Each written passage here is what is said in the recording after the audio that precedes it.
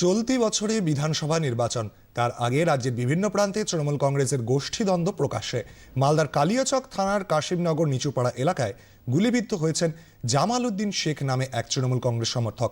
বন্দুকের বাঁট দিয়ে তার ছেলে শামীম শেখ ও ভাইপো সাদ্দাম শেখকে মারধর করার অভিযোগ উঠেছে। অভিযুক্ত তৃণমূল কংগ্রেস কর্মী বাবর আলী ও তাঁর ছেলে হেদায়েত এই ঘটনার পর পলাতক। পুলিশ সুপার অভিজিৎ বন্দ্যোপাধ্যায় জানিয়েছেন, অভিযুক্তদের বিরুদ্ধে কঠোর ব্যবস্থা নেওয়া হবে।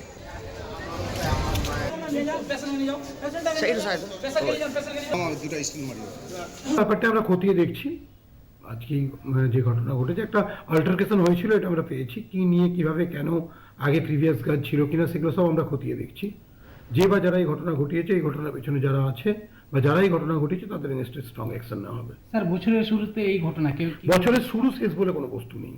মানে ঘটনা ঘটেছে, একটা ক্রাইম হয়েছে, we will take strong action against the offender. क्योंकि এখনো পর্যন্ত কেউ অ্যারেস্ট হয়নি।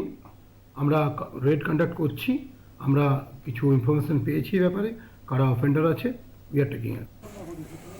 এই ঘটনায় তৃণমূল কংগ্রেসকে নিশানা করেছেন স্থানীয় বিজেপি নেতা বিশ্বজিৎ রায়। ধারাবাহিকভাবে মালদা জেলাতে খুন সন্ত্রাসের বাতাবরণ চলছে। আমরা গতকাল দেখেছি গাজলের তৃণমূলের গোষ্ঠীর গন্ধ, ভাঙচুর গাড়ি, এবং আজকে প্রকাশ্য দিবালোকে কালিয়াচকের বুকে এক যুবককে গুলি করা হলো। এবং মারছে তৃণমূল, মরছে তৃণমূল।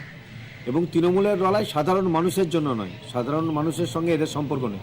তৃণমূলের লড়াই হচ্ছে কে সিন্ডিকেট দখল করতে পারবে, কে কত টাকা খুন সন্ত্রাস করে মানুষকে তুলতে পারবে, তারই লড়াই।